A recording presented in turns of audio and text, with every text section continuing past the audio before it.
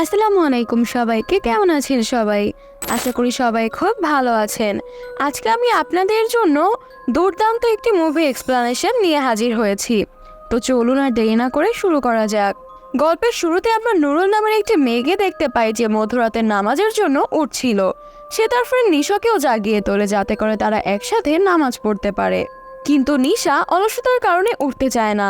ফলে নুরুল একাই অজু করে নামাজে দাঁড়িয়ে যায়। নুরুল যখন নামাজ পড়ছিল ঠিক তখন আশ্চর্যজনকভাবে তার ঘরের দরজাটি খুলে যায়। নিশা সেটা খেয়াল করতে পারে কিন্তু ভয়ে সে চুপসে যায়। নামাজের মাঝখানে নুরুল যখন আল্লাহু আকবার বলে তখন পিছন থেকেও একটি স্পিরিট তার সাথে সাথে বলতে থাকে। সে ভয় পেলেও নামাজ ছাড়ে না, এভাবেই সে নামাজ চালিয়ে যায়। নামাজ শেষে যখন সে পিছনে ফিরে তখন সে সেখানে কিছুই দেখতে পায় না। এরপর সে গেট খুলে বাইরে গিয়ে দেখে তার বন্ধু পুত্রী সেখানে অদ্ভুতভাবে পায়চারি করছে। নুরুল যখন পুত্রীকে জোরে ডাক দেয় তখন সে বেহুশ হয়ে মাটিতে পড়ে যায়। সে তাকে হুঁশ ফেরানোর জন্য অনেক চেষ্টা করে কিন্তু সে পারে না।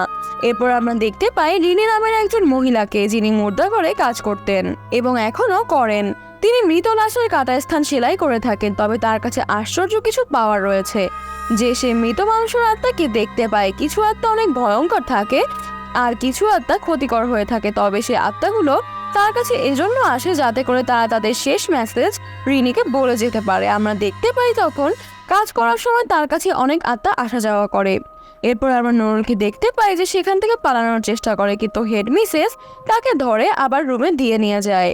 এরপর আবার ঘুমানোর সময় পুত্রী অস্বাভাবিক আচরণ করতে শুরু করে। তখন নুরুল ও নিশা তারা ভেঙে সে রুম থেকে বের হয়ে যায়। এর কিছুক্ষণ পর তারা রুমে ঢুকে দেখে প্রতিদিন অজ্ঞান হয়ে পড়ে রয়েছে। তখন সেখানে হেড মিসেস এসে পুত্রীকে একটি থাপ্পড় মারে এবং বলে এগুলো তোমাদের সাজানো নাটক। পরের দিন আমরা দেখতে পাই রিনের কাছে একজন বৃদ্ধ মহিলা চলে আসে। সেই মহিলা আসলে এই মহিলা তার ঘরের মালিক, যিনি তার কাছে 5 মাসের ভাড়া চান কিন্তু তার কাছে শুধুমাত্র 2 মাসের ভাড়া ছিল। এই জন্য ঘরের মালিক মহিলাটিকে তাকে দুপুরের মধ্যে ঘর ছেড়ে দিতে বলে। রিনি যখন ঘর ছেড়ে চলে যাচ্ছিল তখন সেখানে সালামত নামের একজন লোক আসে। তাকে দেখে রিনি তখন চিনে ফেলে, কারণ তিনি ওই স্কুলে কাজ করেন যেখানে নুরুল, নিশা ও পুত্রী থাকে। মূলত স্কুলের হেড মিসেস রিনিকে আনতে সালামতকে পাঠিয়েছেন, কারণ সেই রিনি ওই স্কুলের সাবেক ছাত্রী ছিল এবং হেড মিসেসের কাছের ছাত্রী ছিল। রিনিকে স্কুলে ঢাকার একটি বিশেষ কারণ ছিল। গাড়িতে করে স্কুলে যাওয়ার সময় সালাম তাকে স্কুল সম্পর্কে জানাতে থাকে যে হেড মিসেস খুব খারাপ সবার সাথে ব্যবহার করে। স্কুল এখন বন্ধ বিদায় সবাই ছুটিতে চলে গিয়েছে, কিন্তু 3 জন স্টুডেন্ট নুরুল, নিশা ও পুত্রী পরীক্ষায় খারাপ করার কারণে স্কুলে রয়ে গিয়েছে। রিনি এজন্য সেখানে যায় যেহেতু তার কাছে এখন কোনো থাকার জায়গাই নেই। এরপর আমরা দেখতে পাই সে ওই স্কুলে পৌঁছে নিজের পুরনো কামরায় ঢুকে যেখানে সে একসময় থাকতো। সেই রুমেই এখন নিশা, নুরুল ও পুত্রী থাকে। এরপর তারা রিনির সাথে পরিচিত হয়। তখন তারা তাদের সাথে ঘটে যাওয়া ঘটনা সম্পর্কে রিনিকে জানায় এবং জিজ্ঞাসা করে যে সে তাও যখন থাকতো তখন কি এরকম কোনো আত্মা সেখানে দেখেছিল কিনা। কিন্তু রিনি বলে এখানে এমন কিছুই কখনো হয়নি। তখন সেখানে সালামতের সাথে হেড মিসেস চলে আসে এবং রিনিকে জিজ্ঞাসা করে তুমি কি এখানে স্টুডেন্টকে পড়াতে চাও। রিনি অবাক হয়ে যায় যে এভাবে তার পুরো স্কুলে চাকরি চলে যাবে, যে সে সম্মতি জানায়, কারণ তার কাছে থাকার মতো কোনো জায়গা করার মতো কোনো কাজই খুঁজে পাচ্ছিল না, আর এখানে থাকলে তার সব দিক দিয়ে লাভ হতো। সে খেয়াল করে হেড মিসেস তার সাথে একটু কড়াভাবে ব্যবহার করে। তখনই সে বুঝে নেয় হেড মিসেস সবাইকে তথ্যস্থ করে রাখে। এরপর রিনি তার রুমে চলে যায়। সেখানে যে বসা মাত্রই সেখানে কিছু অস্বাভাবিক বিষয় খেয়াল করে। এরপর আমরা রিনি এর পিছনে একটি কালো আত্মাকে দেখতে পাই যে রিনিকে ঘুরে ঘুরে দেখছিল। সে আলমারির দরজা খুলে সেখানে একটি হিজাব দেখতে পায়। তখন সে আত্মাটি তার কানের সামনে গিয়ে জোরে চিৎকার করে, এতে রিনি অজ্ঞান হয়ে যায়। কিছুক্ষণ পর যখন তার জ্ঞান ফিরে তখন আবার সে আলমারিতে গিয়ে সেই হিজাবটি আর খুঁজে পায় না। পরের দিনে রিনি বাগানে যেয়ে দেখতে পায় সে 3টি মেয়ে বাগান পরিষ্কার করছে। রিনিকে দেখে তারা খাবার রান্না করতে চলে যায়। এরপর রিনি একটি বেঞ্চে বসে পড়ে। তখনই তার সামনে একটি সাদা জামা পরা মেয়েকে হেঁটে যেতে দেখতে পায়। রিনি তার পিছনে এসে একটি গাছের আড়ালে লুকিয়ে পড়ে।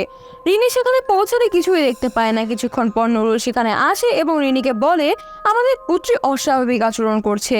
তারা সবাই মিলে স্কুলের করিডোরে যেয়ে পুত্রীকে দেখতে পায় যে সে বসে বসে অদ্ভুত আচরণ করছিল। তার হাত পাগুলো উল্টানো ছিল। পুত্রীর কাছে গেলে সেখান থেকে একটা আওয়াজ আসে যে এখান থেকে চলে যাও, না হলে তোমাদের বিপদ হবে। রিনি সাহস করে পুত্রীর কাছে গেলে তার দেহটি শুনে ভেসে ওঠে। এরপর পুত্রীকে তার রুমে শুয়ে দেওয়া হয়। এরপর রিনি সালামতকে বলে, তুমি মিস্টার গান্ধার ঠিকানা নিয়ে এসো, সেই কিছু করতে পারবে। মিস্টার গান্ধা স্কুলের একজন ইসলামিক টিচার যিনি ধর্মীয় বিষয়ে শিক্ষাদান করেন। তখন রিমি তাকে স্কুলে ঘটে যাওয়া সকল ঘটনা খুলে বলে এবং এই ঘটনা বিশেষ করে স্কুল ছুটির সময় বেশি ঘটে থাকে। তখন মিস্টার গান্ধা রিনিকে 3 ধরনের শয়তান সম্পর্কে ধারণা দেন। আর এই শয়তানগুলো তখনই মানুষকে আক্রমণ করে যখন মানুষ গভীর রাতে একাকী আল্লাহর ইবাদত করে। যদি কোনো ব্যক্তি ইবাদত বাদ দিয়ে পিছনে ফিরে তাকায় তাহলে তাকে আক্রমণ করার সুযোগ পেয়ে যায়। তখন মিস্টার গান্ধা তাকে বলে, তোমরা সবাই বিশেষভাবে নামাজের সময় কখনো নিজের ইবাদত বাদ দিয়ে ওই দিকে মনোযোগ ফিরাবে না। আর যদি মারাত্মক কোনো সমস্যা হয় তাহলে আমাকে ফোন করে জানাবে। এরপর আমরা দেখতে পাই রিনি যখন স্কুলে ফিরে আসে এবং হেড মিসেসের পরিচর্যা করতে থাকে, তখন হেড মিসেস তাকে বলে, তুমি এখানে হেড মিসেস হয়ে যাও। যখন সে কারণ বলতে যায় তখন এটি স্পিড তার হাত ধরে ফেলে এবং তাকে অজ্ঞান করে ফেলে। তখন সে জলদি সালামতকে ডেকে আনে এবং মিসেসকে তার রুমে নিয়ে যায়। এরপর আমরা নিশাকে দেখতে পাই যে মধ্যরাতে নামাজের জন্য উঠে ওয়াশরুমে যায়। তখন সে পানির বোতলে রক্ত দেখতে পায়। তখন সে জলদি পালানোর চেষ্টা করে এবং এখানে সে ভয়ঙ্কর কিছু দেখতে পায় এবং গেট লক হয়ে যায়। নিশা চিৎকার করে ওঠে। তখন সবাই সেখানে এসে গেট খুলে নিশাকে বের করে। এই ঘটনার পর রিনি মিস্টার গান্ধাকে কল করে সব বলে এবং স্কুলে আসতে বলে।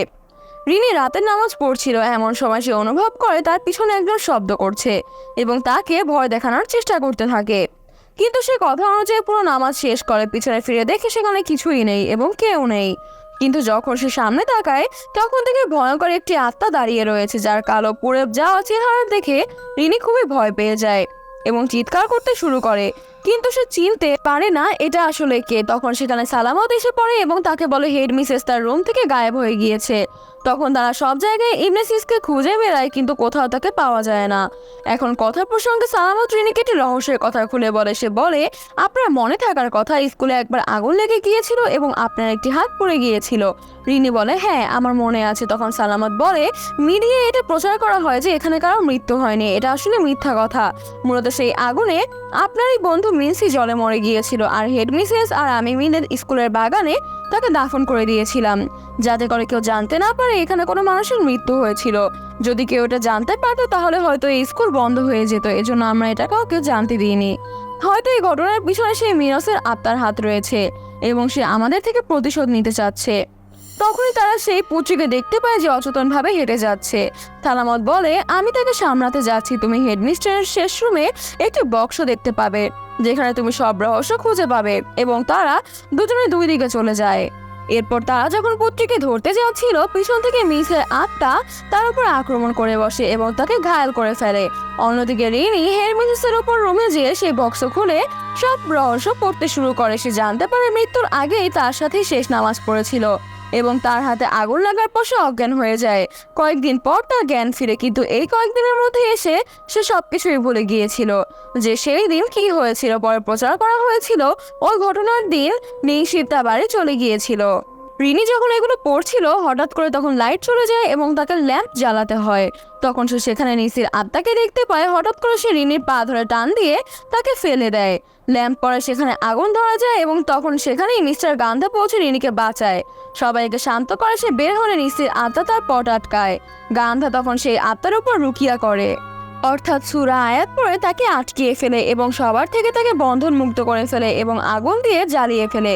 এতে সেই আত্মা সেখান থেকে চলে যায়। এরপর আবার চলে আসে এবং একজনের গায়ে ভর করে বসে, কিন্তু গান্ধা সেখান থেকে তাকে মুক্ত করে চিরদিনের জন্য আজাদ করে দেয়। সর্বশেষে আমরা দেখতে পাই হেড মিসেস হসপিটালের বেডে শুয়ে আছে এবং জ্ঞান ফিরে পড়ছে, সবার কাছে ক্ষমা প্রার্থনা করে এবং বলে আত্মাটি পুত্রের উপর এজন্যই ভর করেছিল কারণ সে পুত্রের বড় বোন। এবং এও বলে যে আসলে আমরা প্রচার করেছিলাম যে সে নিখোঁজ হয়ে গিয়েছিল, আসলে সে সেই দিনই আগুনে পড়ে মারা গিয়েছিল। তখন সে তাদের সবাইকে ওই স্থানের কথা বলে যেখানে তাকে দাফন করা হয়েছিল। তখন তারা সেখানে তার কবরের সামনে গিয়ে আল্লাহর কাছে তার জন্য ক্ষমা প্রার্থনা করে এবং এখানেই এই মুভিটি শেষ হয়ে যায়।